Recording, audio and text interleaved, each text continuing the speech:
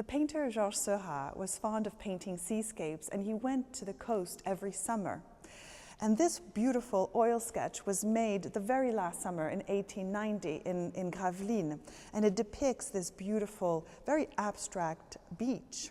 And these oil sketches were made on site, on the beach, on the cliffs, on the shore, and he used a travel paint box such as this one, which really contained all of the material that the painter needed.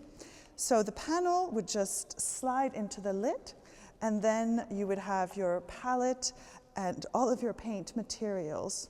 So it's wonderful to think of him just strolling along and looking for views. And here he's really managed to achieve an amazing, almost abstract quality that merges the sea and the sky of this very overcast day on the beach. Working with Karen on this has been absolutely fantastic. We've been able to do some technical research which can involve looking at the materials and techniques that are used for this fantastic little panel.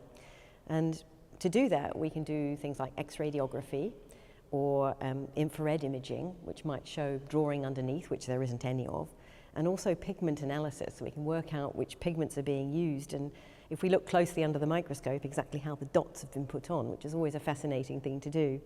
Not only the dots, but also perhaps some of the pigments that have changed, like the red pigments that have faded a little bit. But also, I think quite significantly here, the information about this work being made outside and on a sandy beach. And you can see little bits of sand in the paint, embedded in the paint when you look under the microscope, which is great confirmation that it was actually made outside. So with that information, we learn a lot about Seurat and his way of painting.